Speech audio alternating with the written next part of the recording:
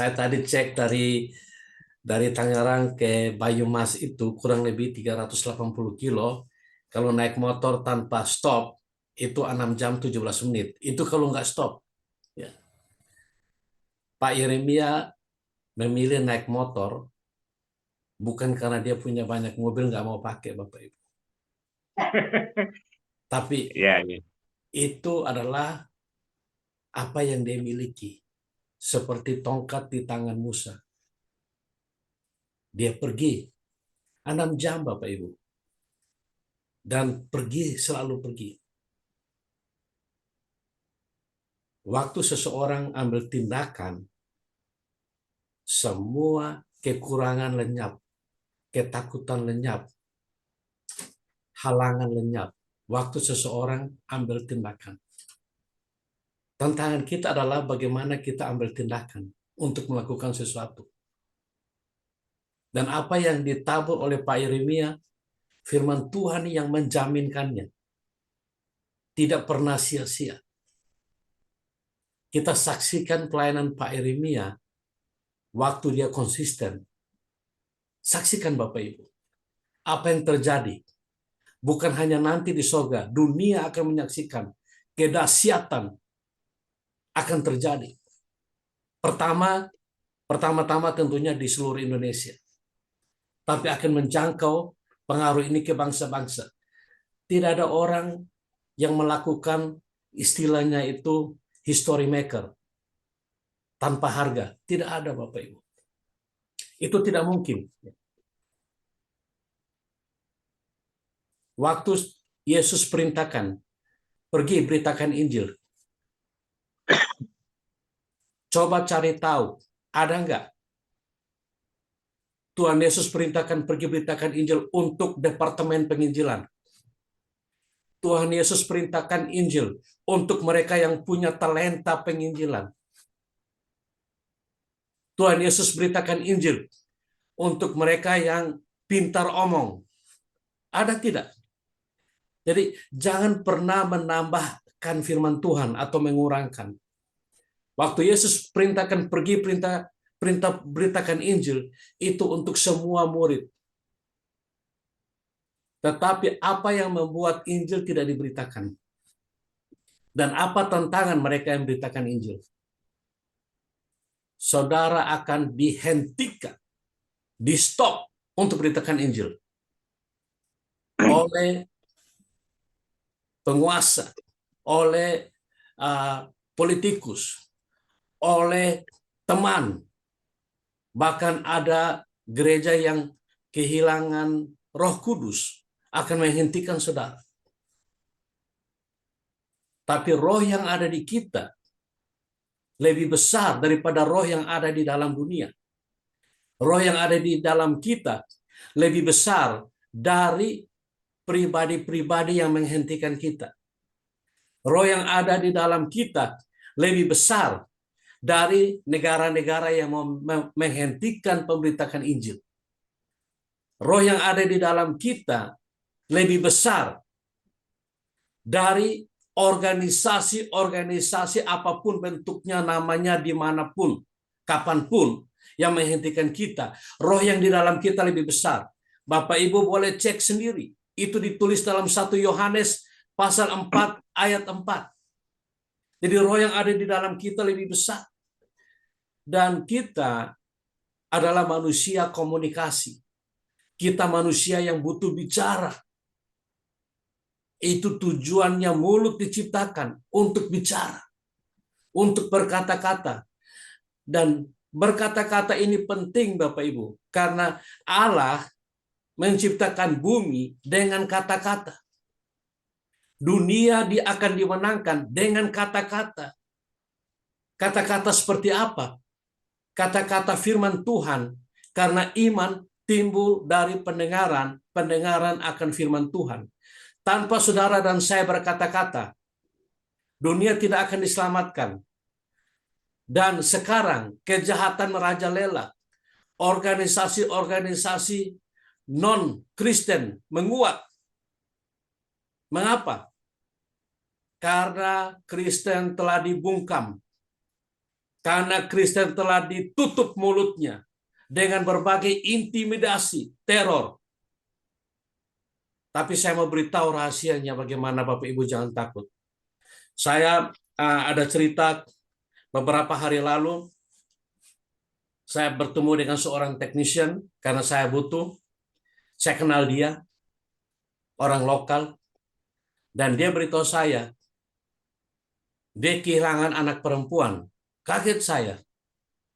Saya pikir kecelakaankah, meninggalkah? Dia bilang bukan. Dia sudah menjadi laki-laki. Lalu, oh saya nggak apa-apa. Itu keputusan dia. Mengapa dia menjadi laki-laki? Dan saya cerita beberapa bulan lalu, saya bertemu seorang dokter, teman saya juga dari sebuah negara, ya, datang bertemu saya jemput dia, saya bawa jalan karena dia dokter, tapi dia juga investor. Dan dia cerita saya di negaranya per hari anak di bawah umur 18 tahun diubah kelaminnya 300 orang per hari. Tapi dia beritahu saya, hatinya nggak tega, tapi dia dokter. Dia akan kehilangan dokternya kalau dia nggak lakukan. Terus saya tanya dia, apa resikonya? Resikonya nggak bisa di reverse. Karena yang disuntik DNA-nya. Kalau dia laki-laki, jadi perempuan disuntik, dimatikan hormon testosteronnya. Kalau dia perempuan, disuntik testosteron yang banyak. Dan itu tidak bisa di reverse karena itu chemical, MRI. Jadi kayak semacam apa yang masuk ke DNA. Ini masalah yang sangat besar. Dan bagaimana cara kerjanya? Cara kerjanya perempuan jadi laki-laki jadi perempuan. Kita boleh debat secara Alkitab, mereka tahu untuk pantah. Tapi bagaimana mereka bisa transform untuk merubah gender? Itu sudah ditulis di dalam Amsal pasal 23 ayat 7. Dalam bahasa Inggrisnya dikatakan begini. As the man think in his heart is he. Jadi anak-anak kecil ini anaknya baru 13 tahun. Waktu di sekolah dikasih buku-buku yang mengkaburkan tentang jenis kelamin. Dan membuat mereka bahwa apa yang kamu rasakan, setelah dia merasakan seorang perempuan yang merasakan laki, yaitu kamu laki. Dan mentalnya, pikirannya ditransform bahwa kamu laki. Dia berpikir dia laki, nanti psikolognya mengatakan dia laki, orang tuanya dikonvince bahwa dia laki, padahal dia perempuan. Dan kita tahu firman ini saya bicara tentang salah satu contoh yang sangat berbahaya dari pikiran. Saya cerita lagi tentang kekurangan. Mengapa seorang Yeremia dengan sepeda motor dari Tangerang ke Banyumas itu 6 jam 17 menit kalau non-stop. 382 km. Saya nggak tanya dia, saya tanya Google tadi. Saya cek, ya. Kenapa dia bisa lakukan itu? Karena saudara kaya atau miskin itu di pikiran saudara. Dia bisa berpikir bahwa saya kaya, saya berkelimpahan. Saudara lihat bahwa dia naik motor dan supaya bensinnya cuma butuh 3 liter untuk ke sana. Kalau mobil mungkin dia butuh 35 liter. Ini Bapak Ibu harus mulai merombak mindset. Jangan mau mental kekayaan ditentukan oleh uangmu berapa, investasimu berapa. Oke, it's fine. Tetapi saudara tidak pernah melihat monyet dikasih baju, disuruh naik motor, dia jadi manusia. Itu tidak pernah terjadi. Tapi manusia, waktu dia punya uang, orang tua kita bilang, wah sudah jadi orang. Loh, memangnya kita dulu monyet? Kan enggak kan? Ya kan? Jadi ini mindset, ya. Berapa kali, berapa banyak kita menghadapi kesusahan hidup, tantangan. Orang mau bungkam mulut kita, tidak beritakan Injil. Kita pikir, wah harus hati-hati, wah harus berhikmat, wah saya miskin, wah saya susah, wah pergumulan kau berat. Berapa kali kita tidak merombak mindset kita untuk lebih percaya firman daripada kondisi yang kita hadapi. Pada waktu orang menyakiti kita, orang menipu kita, orang membohongi kita, kita buat keputusan karena keadaan bahwa saya benci dia.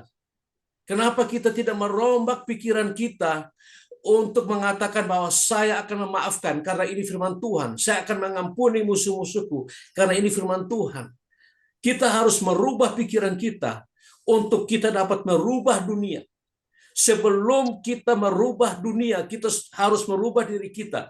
Sebelum kita yakin dan percaya bahwa perintah Yesus untuk seluruh, untuk semua, untuk orang percaya bahwa pergi beritakan Injil, saudara percaya itu, dan saudara mulai influence everyone, semua orang, untuk pergi beritakan Injil, maka Injil akan diberitakan sampai bangsa-bangsa.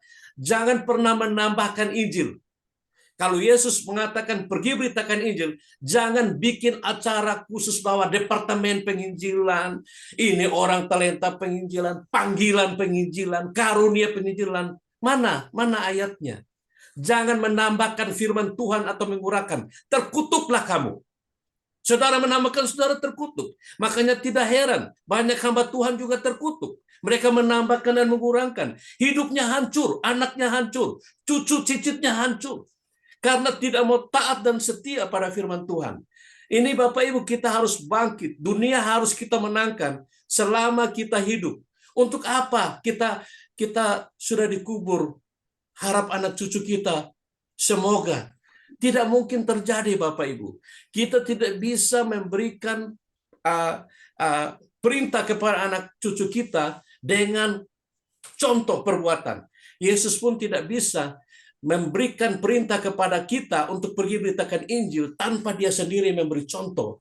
Dia berjalan dari desa ke desa, kota ke kota, menyembuhkan orang sakit, melenyapkan orang yang terikat, mengusir setan-setan. Itu yang dilakukan Yesus. Yesus tidak pernah khotbahkan apa yang dia tidak lakukan. Jadi kita harus berubah Bapak Ibu.